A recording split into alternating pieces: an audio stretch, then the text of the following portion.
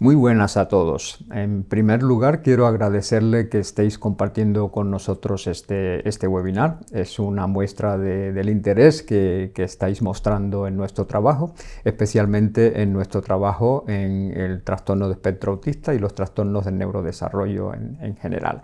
Voy a hablaros de las bases, de lo que es el autismo, de la heterogeneidad del autismo, de toda la complejidad que hay para enfrentarse a este problema.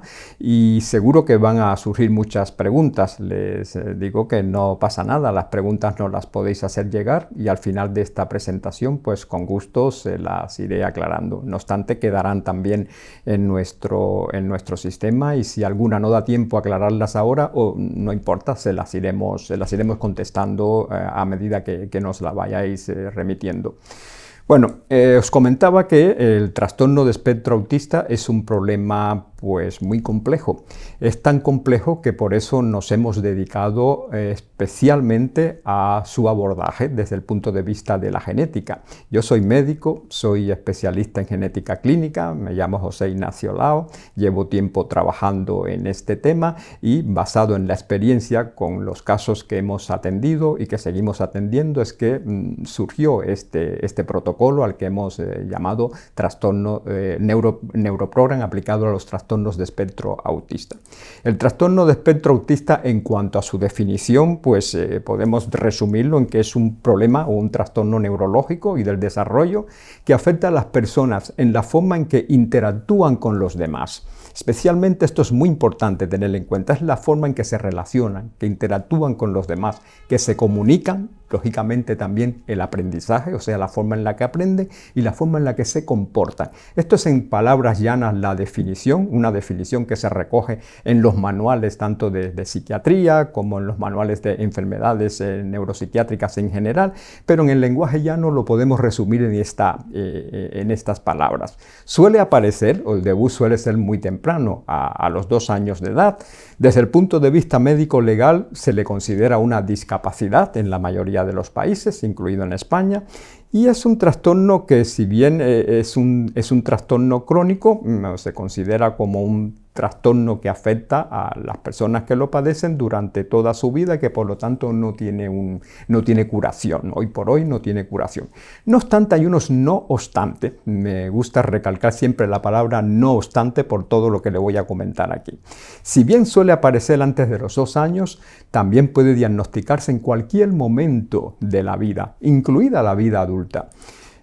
Desde el punto de vista médico, si bien se considera una discapacidad, no obstante, no todas las personas con autismo se identifican como discapacitadas, sino más bien como personas con habilidades diferentes. Y esto es muy importante porque lo habéis oído hablar, aparece mucho, tanto en la prensa como en las redes sociales, de habilidades especiales que suelen tener algunas personas con trastorno de espectro autista. Y en cuanto a que es un trastorno crónico que va de por vida, que no tiene curación, aquí no obstante también el grado de deterioro en el funcionamiento y la capacidad de recuperación varía, es muy variable entre las personas con el diagnóstico de trastorno de espectro autista. ¿Y por qué es variable? ¿Y por qué todos estos no obstante? Por lo que os comentaba al inicio, es un problema muy complejo, muy heterogéneo y no podemos encontrar una única respuesta para todos los casos. Tenemos que reconocer desde el principio esta heterogeneidad. Ahora, ¿de qué se trata el autismo? ¿Qué debemos tener en cuenta en cuanto a las bases, a los orígenes del autismo? Pues aquí, en esta heterogeneidad, podemos decir que hay un gran grupo, que es el que podemos considerar como el clásico, como el trastorno de espectro autista verdadero, podemos decir.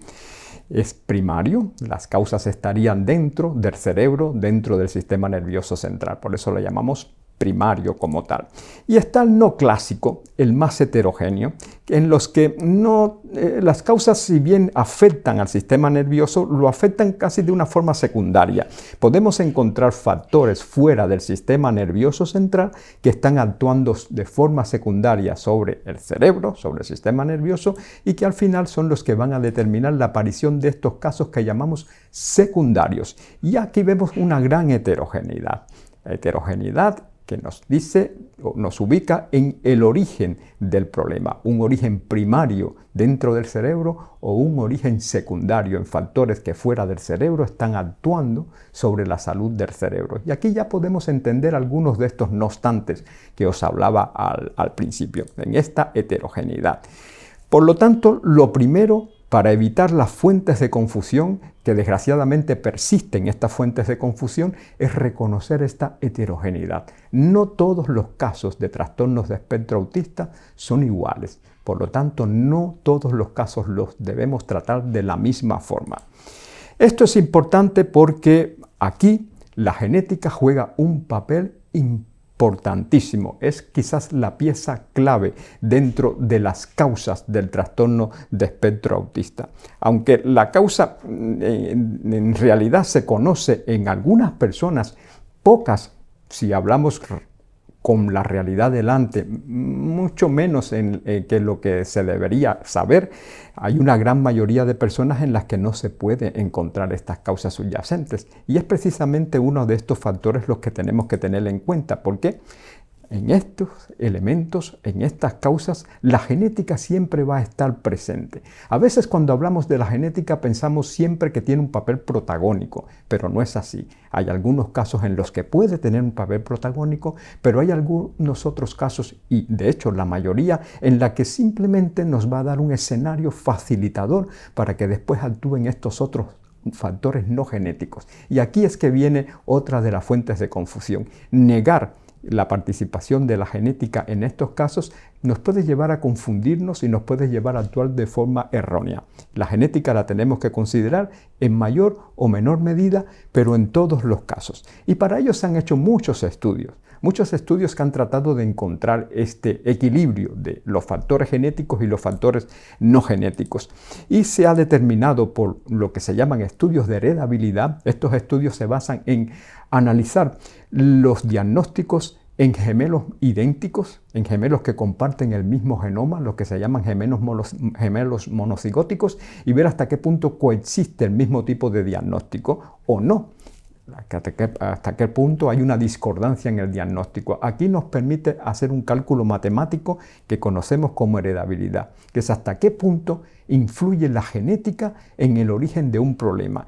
Y es curioso que los estudios de heredabilidad del trastorno de espectro autista han mostrado que es tan importante o tan relevante como mayor del 80%. De hecho, hay un estudio muy meticuloso en cuanto a su poder estadístico que se llevó a cabo en el 2017, un metacéntrico, en los que han publicado que puede tener una heredabilidad cercana al 90%. O sea, esto quiere decir que los factores genéticos tienen siempre un factor de impacto, pueden tener un papel predominante o protagónico en las causas del trastorno de espectro autista.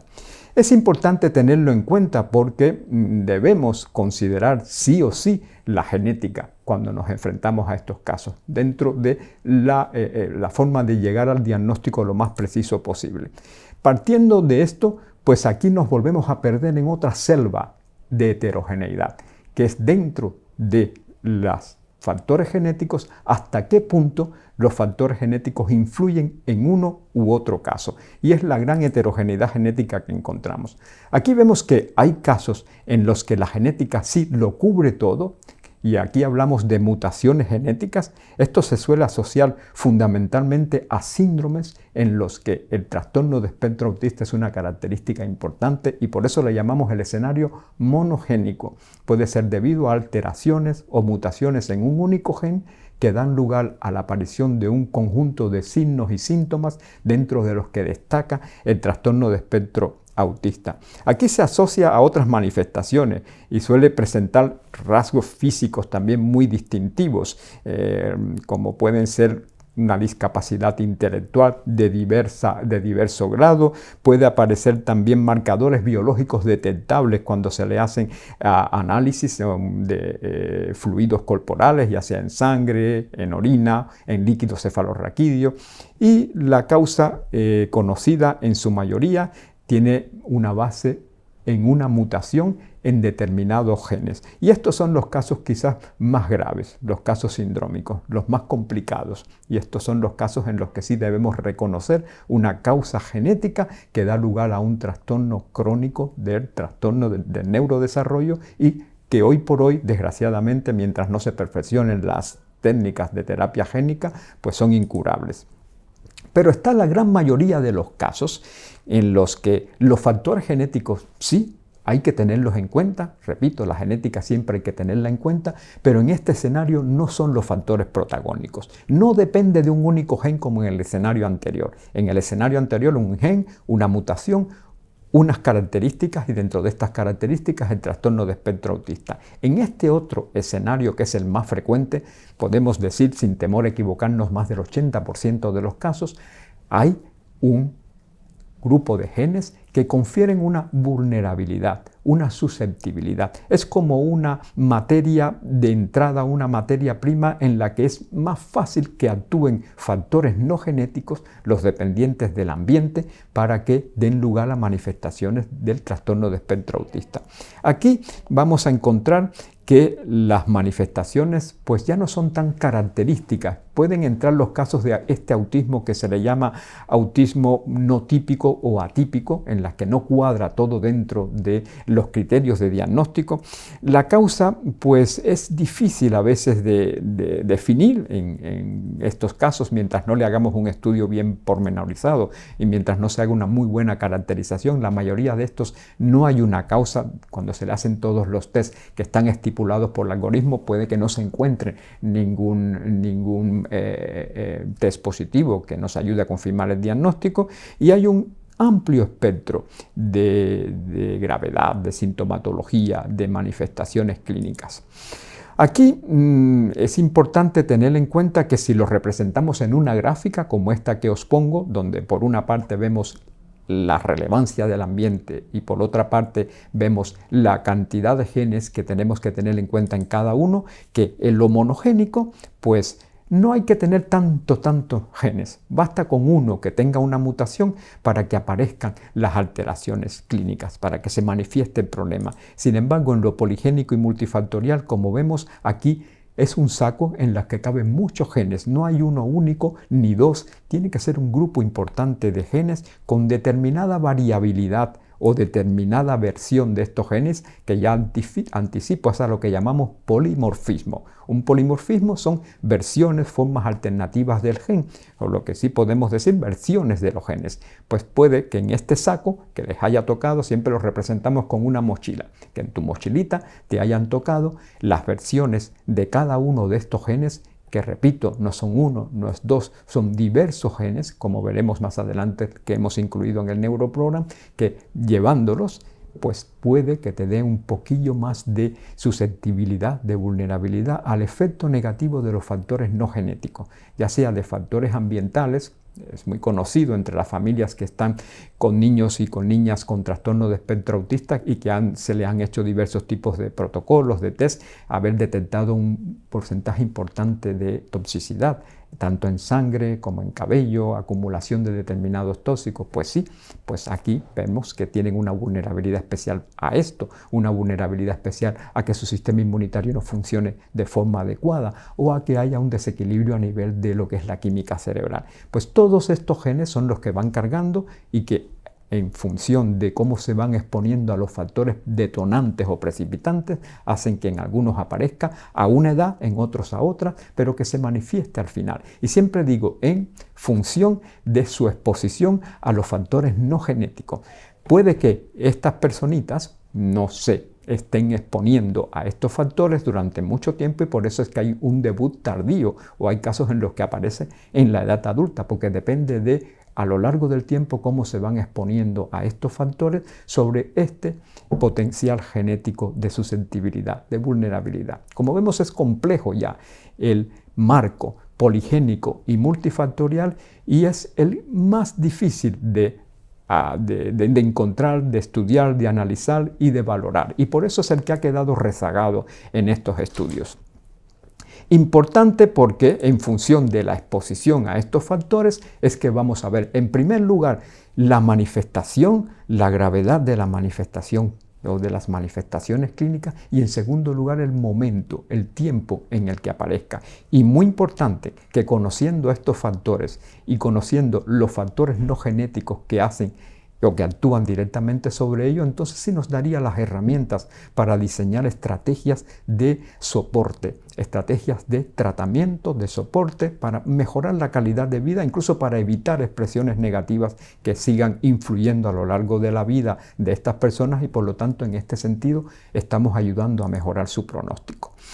Pero como vemos, es un problema ya desde el punto de vista genético solo muy heterogéneo. Y existen muchas pruebas para el estudio del trastorno de espectro autista. Y esto es otro saco de confusión. A veces nos preguntan, pues nos han hecho tal prueba o nos recomiendan hacer esta otra prueba, estas pruebas genéticas, ¿qué valor tienen? ¿Nos tenemos que hacer todas o tenemos que hacer una, o una pesa más sobre la otra? Y por eso quiero detenerme un poco en las pruebas genéticas de utilidad en el trastorno de espectro autista.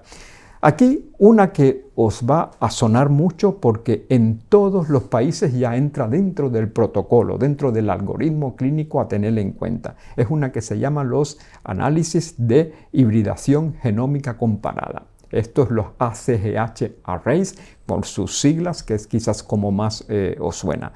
Es la detección de pérdidas o excesos de zonas en los cromosomas. Seguro que los cromosomas os suena un poquito más por las técnicas de cariotipo, del análisis cromosómico que se le hace en algunas embarazadas en las que se sospecha por el triple screening que tienen algún tipo de riesgo, que tienen un riesgo más importante para trastornos precisamente en los cromosomas. Pues este análisis cromosómico, gracias a la evolución de la tecnología, sobre todo de las técnicas de biología molecular, actualmente puede llevarse a niveles submicroscópicos. Ya no hace falta analizarlo en el microscopio, que es en lo que se basa el cariotipo de forma estándar, sino que vamos a aplicar técnicas moleculares que permiten encontrar pequeñas pérdidas o pequeñas ganancias en estos cromosomas que pueden desequilibrar el número final de cromosomas que tenemos, que es un tema muy importante, tenerlo siempre en equilibrio en un número exacto. Y esto es lo que hace este tipo de prueba, los CGH Arrays.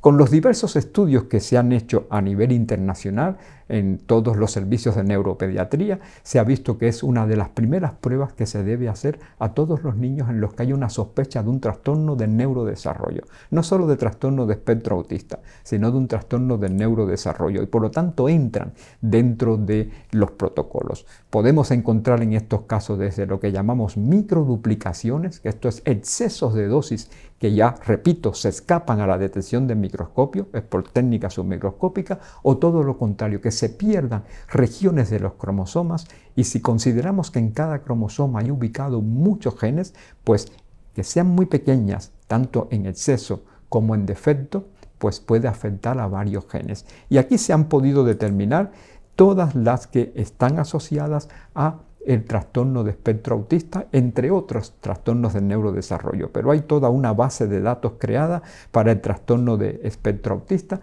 y que se va alimentando día a día, porque esta es una prueba relativamente reciente en la incorporación de las técnicas de análisis del trastorno de espectro autista, y que va generando datos a medida que se van analizando la población. Pero hoy por hoy ya es una prueba que estaría de entrada dentro del algoritmo de diagnóstico, porque puede confirmar desde el 5 al 14% de todos los casos de trastornos de espectro autista de base genética. O sea, podemos detectar, analizándolos con esta prueba, hasta un 14% en los que podemos llegar entonces a un diagnóstico definitivo, cuando la base genética es la causa. Existen síndromes, como os había comentado, donde el trastorno de espectro autista entra dentro de sus manifestaciones, y aquí el más conocido es el síndrome del cromosoma X frágil, y por eso es la otra prueba que entra dentro del protocolo. La mayoría de los casos sindrómicos de trastorno de espectro autista pues tienen en su base este síndrome, el síndrome de cromosoma X frágil, y es Una prueba sencilla, una prueba genética fácil de realizar porque se hace en todos los laboratorios en general de análisis clínico y que nos puede llevar a el diagnóstico en los casos que sea de causa sindrómica, en los casos más frecuentes. En varones, como es el cromosoma X, pues afecta fundamentalmente a los varones. Sin embargo, en las niñas hay otro síndrome, que es un síndrome que se conoce como síndrome de Rett, y el síndrome de Rett es por mutaciones en otro gen también ubicado en el cromosoma X, y por lo tanto es otra de las pruebas que entran dentro del protocolo de análisis, del algoritmo de análisis de los casos sindrómicos del trastorno de espectro autista. En el caso del X frágil, el 0,5% de las personas con TEA pueden tener un X frágil como base. Y en el caso del síndrome de Rett, pues podemos encontrar que esta frecuencia, si son niñas, pues es superior y por lo tanto entra dentro de las posibilidades de diagnóstico, de obtener un diagnóstico si seguimos este protocolo. Recordamos, el protocolo se basa primero en el CGH rate, en los casos que se sospechan los síndromes, el X frágil y el síndrome de Rett, porque son los más frecuentes que podemos tener como causa subyacente del TEA, y en los casos en los que es negativo tanto por el array, esto de las alteraciones a nivel de cromosoma o del X frágil o el síndrome de Rett, pero en los que se sospeche que hay por características físicas y por cierto grado de discapacidad intelectual, además del trastorno de espectro autista, pues hay la posibilidad de hacer la secuenciación de todo el exoma, que son la región del genoma que da lugar a las proteínas y que explicaría la mayoría de los síndromes conocidos. Por lo tanto, es la otra prueba en la que se tiene en cuenta y la que podéis considerar dentro de las pruebas genéticas a tener en cuenta en el trastorno de espectro autista. Lo importante es no dejar de indicarlas. Esto es un criterio a tener en cuenta por los genetistas, pero en primer lugar por los neuropediatras o los pediatras, que son los primeros a los que llegan estos niños y los primeros que sospechan el diagnóstico. Entran dentro del protocolo y no debemos dejar de indicarla cuando es un niño que ha presentado una detención y una regresión en las fases de desarrollo. Ha tenido un desarrollo normal hasta cierta edad, puede ser 1 año, 2 años, a partir de aquí se detiene el desarrollo y empieza una regresión.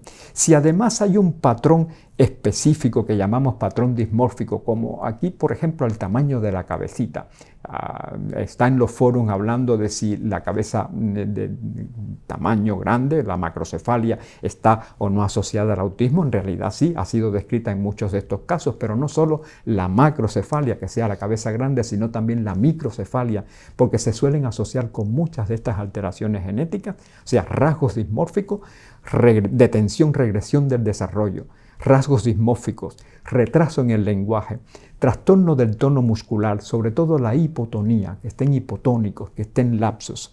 Y además, cuando se le ha hecho a estos niños otras exploraciones tipo resonancias en las que se ven determinadas características a nivel del sistema nervioso, como la atrofia de una zona muy importante dentro del sistema nervioso que se conoce como cuerpo calloso, que es la que interviene en lo que es la interrelación entre los hemisferios, o cuando hay alteraciones también a nivel del electroencefalograma, pues ya todo esto son determinadas pistas que nos indican que sí o sí hay que indicar estas pruebas de las que les he comentado previamente para llegar al diagnóstico. Desgraciadamente no siempre se hace y aquí nos estamos dejando posibilidades de llegar a un diagnóstico en un tiempo que puede resultar muy valioso para empezar con las estrategias de control de estos problemas. Es importante tenerlo en cuenta porque tenemos a nuestra disposición todas estas pruebas. Desde el punto de vista de la sanidad pública, de hecho están estipulados en los casos que cumplan estos criterios, pero en todos los laboratorios de análisis es una de las pruebas que entrarían por protocolo en todos los casos que cumplan estos criterios. Siempre digo que cumplan estos criterios. No son pruebas para hacer de forma arbitraria a todos, sino características que ya nos van indicando que es importante tenerlas en cuenta. Es algo que podemos o nos puede llegar a afirmar que bien indicada en el momento adecuado e indicada con estos criterios, pues nos va a permitir identificar entre al 8 el 8 al 20% de las causas genéticas del trastorno de espectro autista. Otra de las grandes preocupaciones de la familia. La familia, sobre todo ahora, pues cuando se enfrentan a este problema, una de las primeras preocupaciones que tiene, y es por lo que veo que me vienen a consultas, quiero tener más hijos, ¿hasta qué punto este problema se va a repetir? ¿Hasta qué punto tiene una repercusión a nivel de la familia? Si seguimos este protocolo, pues del 8 al 20% de los casos podemos darle una respuesta precisa. Si se encuentran estas características, si se encuentra este diagnóstico, pues tenemos la respuesta a una de las grandes dudas, la posibilidad de repetición de este problema, si es familiar o no es familiar, porque a partir de aquí lo que debe empezar es un consejo genético muy bien diseñado para determinar estos riesgos de recurrencia. Es importante tenerlo en cuenta porque si nos organizamos y tenemos muy presente este algoritmo, pues llegaremos al diagnóstico preciso, al menos de las bases genéticas. Vamos a ser conservadores, por lo menos en un 40% de los casos, que ya es mucho. Si vemos la mayoría de los casos quizás que conocéis están sin un diagnóstico, sin que se conozca una causa precisa. Y es porque en muchos de estos casos no se ha seguido este protocolo, no se ha seguido esta metodología. Si consideramos esta metodología, pues podemos ahorrar tiempo y llegar a un diagnóstico entre un 40 a un 50% de los casos. Pero lo importante es reconocer dónde buscar, qué buscar. Estas pruebas en realidad son pruebas que están presentes en todos los laboratorios, pero son pruebas costosas y tenemos que organizarnos. Y la forma de organizarnos es, en primer lugar, una buena caracterización clínica para saber en cada caso cuál sería la más indicada. Y aquí me gusta siempre recurrir a uno de los grandes sabios de la medicina, de los padres de la medicina, que es Claude Bernard, que Claude Bernard siempre decía: quien no sabe lo que busca, no entiende lo que encuentra. En primer lugar, el clínico, el médico, a que lleváis vuestra niña o vuestro niño, pues es el primero que le llamará la atención, la coexistencia de todos estos signos que os he comentado, y es el que puede o el que debe dirigirles el tipo de prueba a realizar. He visto que hay familias que van un poco perdidas y empiezan a hacerse cuanta prueba oyen o cuantos protocolos escuchan en las redes o incluso en los medios de difusión masiva. Es importante siempre acceder con el debido asesoramiento, porque si no nos perdemos y hacer pruebas por hacer, pues no está bien, porque lo que hacemos es crear más ruido en el tema, retrasar el diagnóstico y complicarnos más en un mundo que es tan heterogéneo como vemos. Por lo tanto, importante la indicación de este estudio clínico, pero siguiendo una metodología. Y el primer paso de esta metodología es una muy buena evaluación clínica. Y es lo que llamamos el consejo genético preanálisis. Un neuropediatra, el pediatra y el genetista en conjunto caracterizar bien el caso. Toda la historia de vuestro niño o vuestra niña desde la época prenatal y sobre todo insistir mucho en los antecedentes familiares, la historia familiar. Y a partir de aquí ya solamente con este análisis, sin recurrir todavía a ninguna prueba, nos estamos ubicando en distintos escenarios. Podemos suponer que hay un defecto cromosómico o podemos suponer que hay una mutación en un gen porque ya sospechamos un síndrome, o ya podemos suponer que hay un componente más bien multifactorial, no tan protagónicamente genético. A partir de aquí vamos racionalizando las pruebas o indicamos de entrada esto que llamamos el cariotipo molecular, este array de CGH, o indicamos la secuenciación del exoma, o vamos a indicar otro tipo de pruebas en las que cae todo este tema del escenario de análisis de los polimorfismos, que ya no son mutaciones. En función de las respuestas que vamos teniendo en cada una de estas pruebas, pues vamos ubicando cada uno de nuestros casos sin perder tiempo por una parte y sobre todo sin perder recursos dentro de esta estrategia. Y en los casos en los que hemos descartado el escenario principal de la genética, los casos a los que más se le teme, los casos sindrómicos, los casos más graves, pues nos quedaría el escenario multifactorial, que os repito, es el más frecuente, más del 80% de los casos, pues no es tan grave, no es un defecto monogénico ni cromosómico, sino que es un defecto o es unas características que llamamos poligénicas y multifactoriales. Y por lo tanto, en este caso es en el que nos vamos a mover y es el caso o es el escenario para el cual resulta de utilidad el Neuroprogram, este programa que hemos diseñado en Genomic Genetics. El Neuroprogram, por lo tanto, entra dentro del análisis de estos polimorfismos genéticos, de esta variabilidad genética, que tampoco es excluyente en los casos sindrómicos. Estoy llevando muchos casos de niños con síndrome de Down, con síndrome de X frágil, también de niñas con síndrome de Rett, entre otros síndromes en los que, aplicando también el Neuroprogram, después que tenemos ese diagnóstico, lo que vamos es a conocer cuáles son las capacidades de respuesta de estas personitas. Y en función de estas capacidades de respuesta, pues lo que vamos es a tratar de llevar cada uno de los protocolos con mayor precisión, lo que se llama una medicina de precisión, y adaptar las capacidades a las respuestas y en función de esto a todas las estrategias a seguir, incluyendo en los casos en los que necesitan algún tipo de tratamiento farmacológico, porque en los casos sindrómicos muchos de ellos tienen también alteraciones a nivel del electroencefalograma y pueden tener cuadros de epilepsia, de convulsiones, estar tratados con antiepilépticos. Pues con esto ya vamos a, aplicando a la parte de farmacogenética, ver hasta qué punto podemos elegir de entrada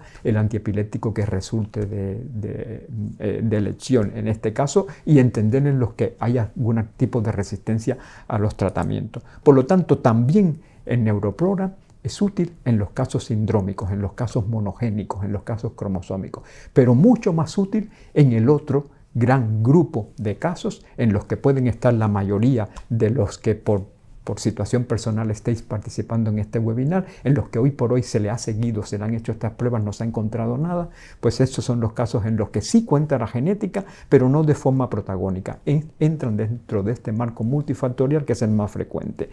¿De dónde sale el Neuroprogram? No fue algo que nos hemos sacado de la manga, ni que hemos inventado, es algo que sale primero de estudios preliminares que hemos hecho.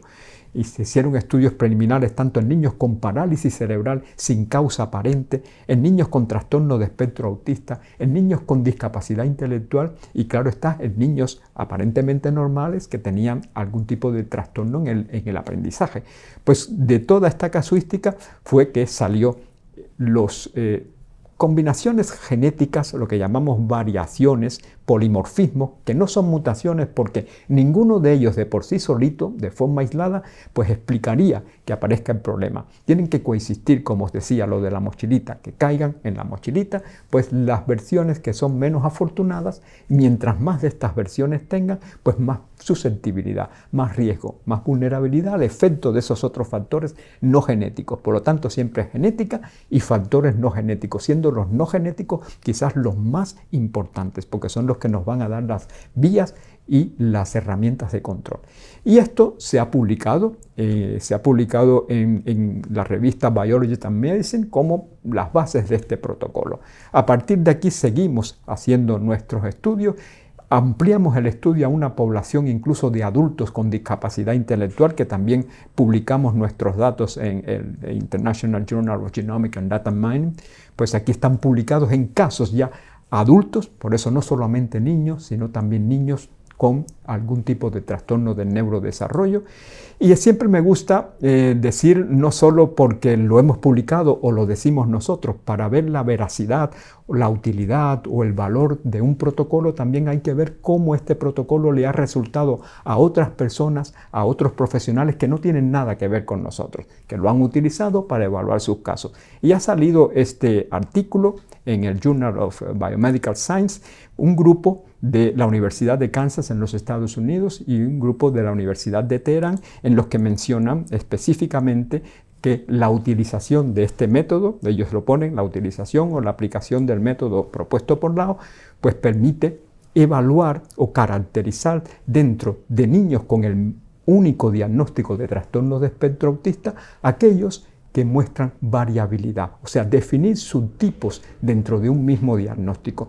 Y lo interesante es que proponen que la utilización de este protocolo, de esta forma de actuar, pues incluso debía llamar la atención a la industria farmacéutica a la hora de diseñar o proponer moléculas para los tratamientos en este caso, porque habría una gran probabilidad de fallo si se supone que sería un tratamiento que sería válido para todos los casos.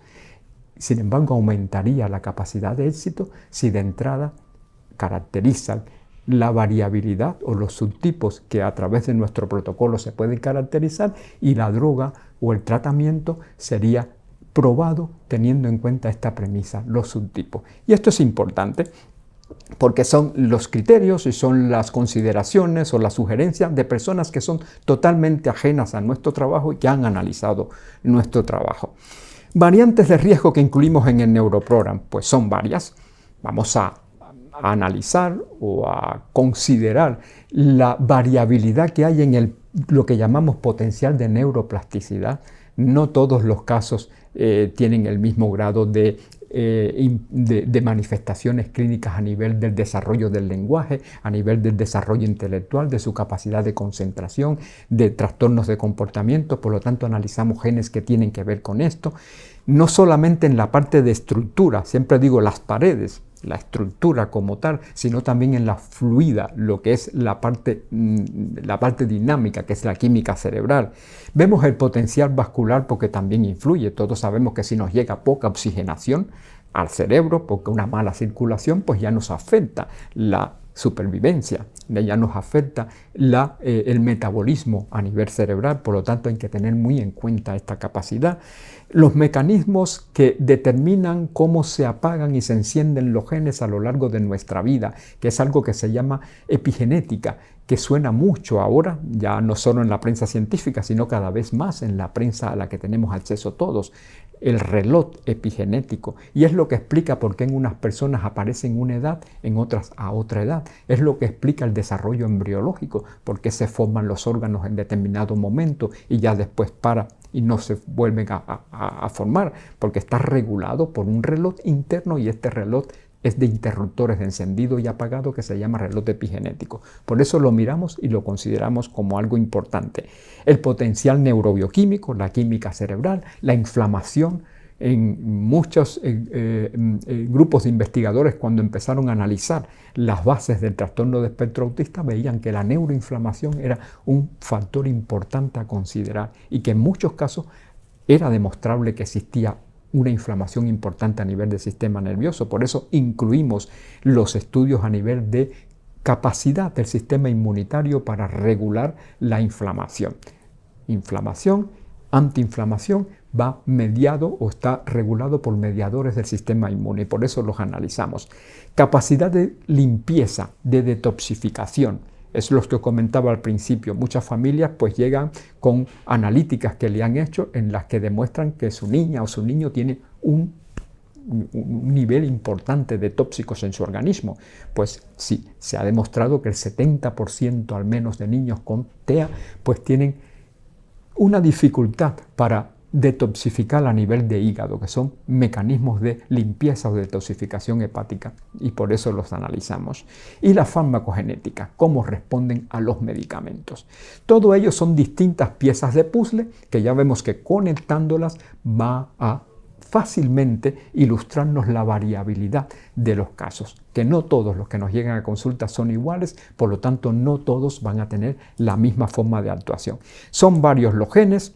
Os pongo todas las variantes, los polimorfismos genéticos que nos permiten analizar y determinar esta variabilidad en cada uno de ellos, y a partir de aquí vemos el valor práctico ya de entrada. Cuando vemos 3 informes, ya solamente mirando los colores en cada uno de estos apartados, podemos ver la gran variabilidad. En unos casos predomina la parte de neuroplasticidad, en otros casos predomina la parte de neuroinflamación, en otros la parte de detoxificación o de vulnerabilidad a los tóxicos, en otros se combinan. Vemos que podemos ir poniendo las piezas en cada uno de ellos y ya tenemos una gran variabilidad en cuanto a la caracterización de nuestros casos y sobre todo, lo más importante, en cuanto a lo que tenemos que hacer.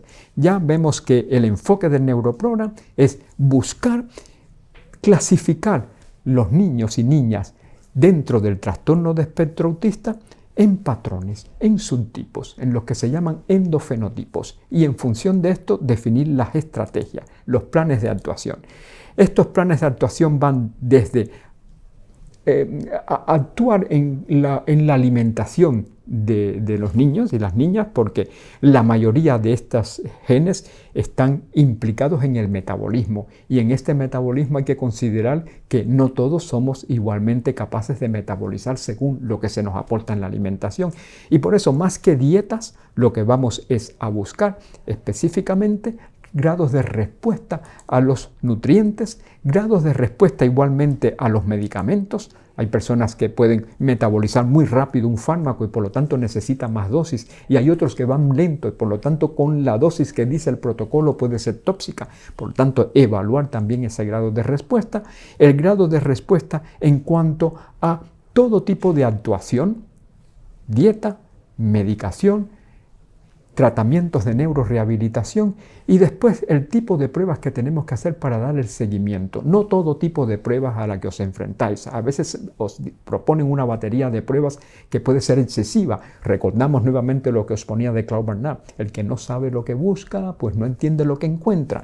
Este protocolo nos ayuda en todo momento a esto, a saber qué buscar y sobre todo en cada caso, para no perdernos, no gastar recursos y sobre todo no perder tiempo.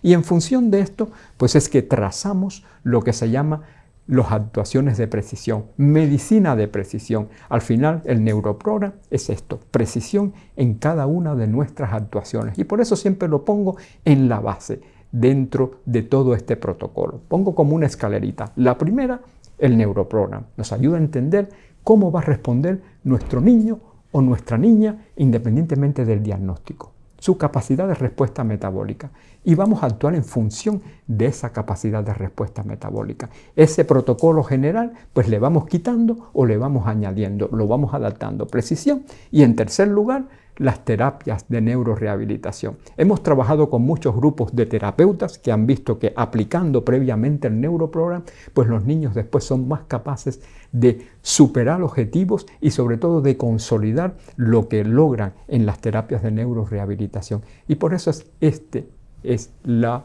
sucesión de pasos. Neuroprogram, rehabilitación y después las terapias, que son las básicas para lograr la recuperación de estos niños, por lo menos mejorar su calidad de vida. Y bueno, en esto se basa el Neuroprogram. Esto es lo que aporta dentro de toda esta estrategia y esto es lo que os ofrecemos desde Genomic Genetics International con la aplicación de este Neuroprogram. Gracias por la atención y bueno, ahora escucho vuestras preguntas.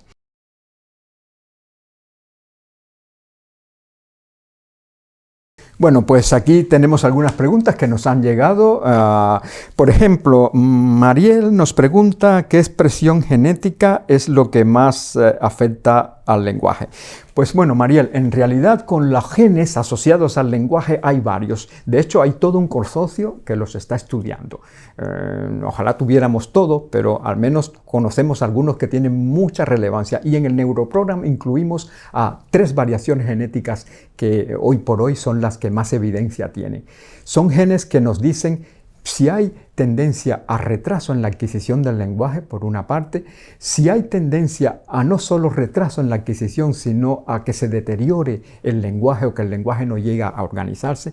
Y hay un gen que es muy curioso, porque es un gen que aparte del cerebro se expresa en intestino y también está asociado con el lenguaje, que se llama gen MET. Este nos dice si son niños que aparte de esta tendencia a problemas en el desarrollo del lenguaje, también pueden tener algún tipo de manifestación intestinal asociada. Pues estos son unos de los genes que son cruciales para evaluar esta parte, que es una de las partes principales del TEA y la que más preocupa.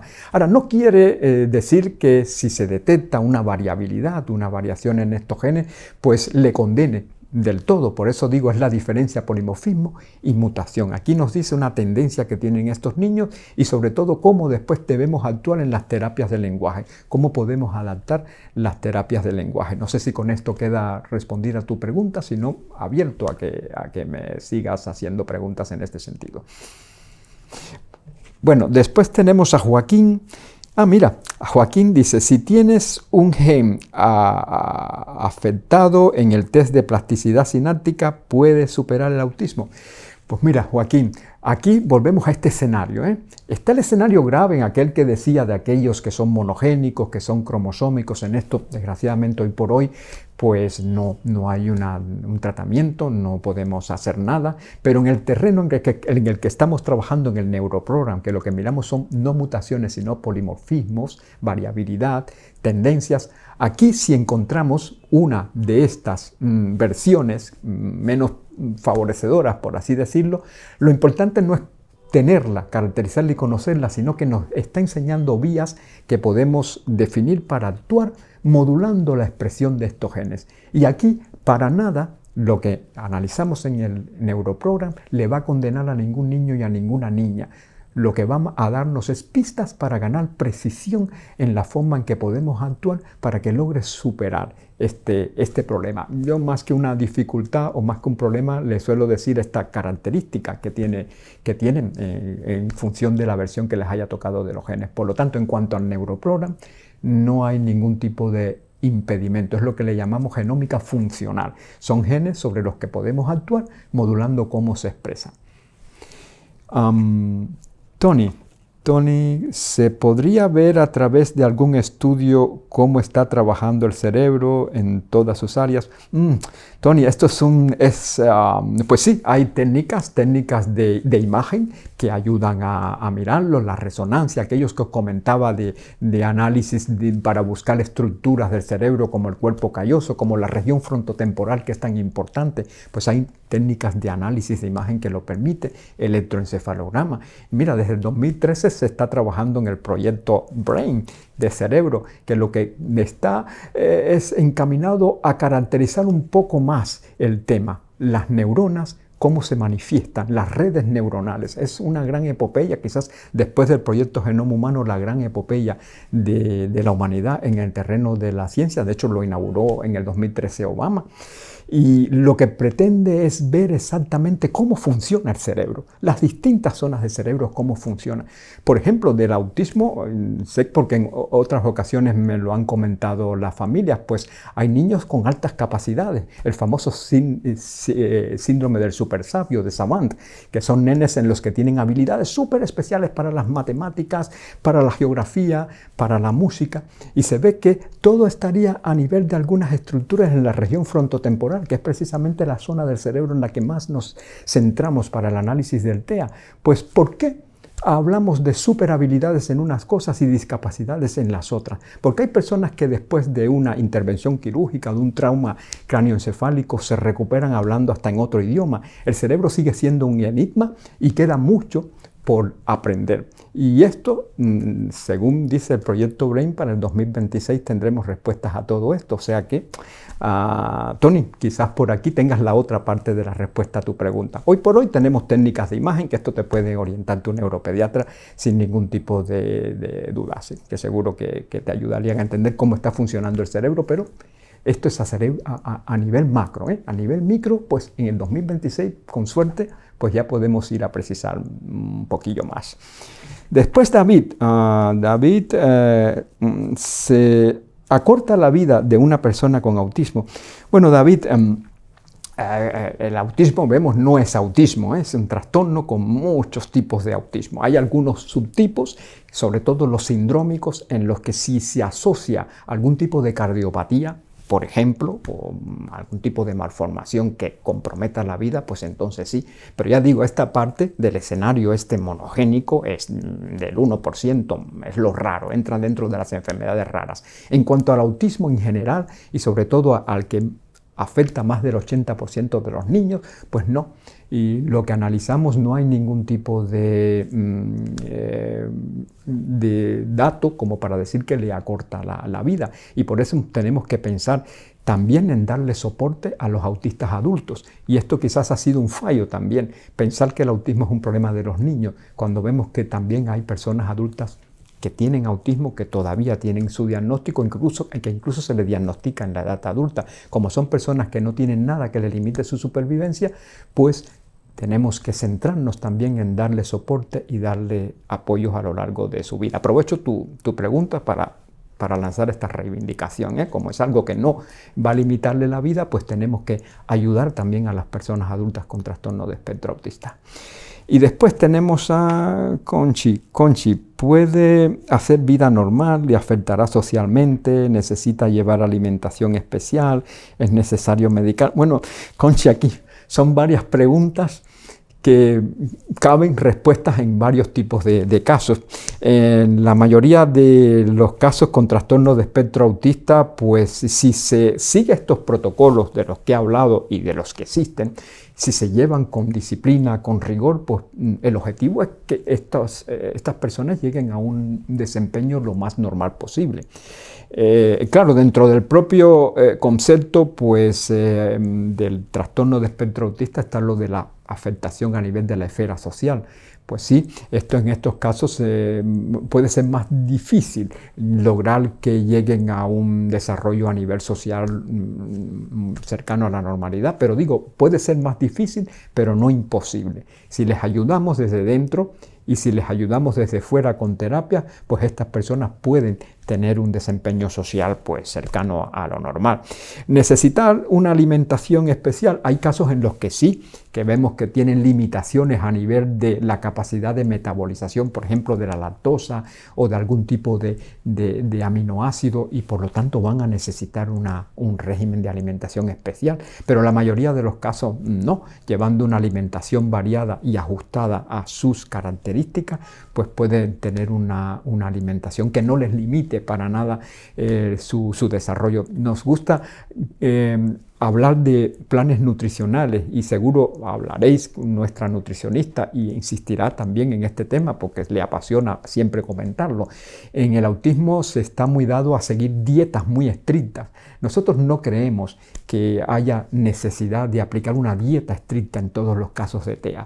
Hay algunos casos en los que hay que adaptar simplemente su alimentación a sus características, porque la alimentación es también una forma que tienen ellos de compartir y lo que tratamos es que los niños y niñas no se sientan raros por tener siempre que comer de forma diferente o tener que dar, como se dice, la nota porque tengan necesidad de tener una alimentación siempre especial.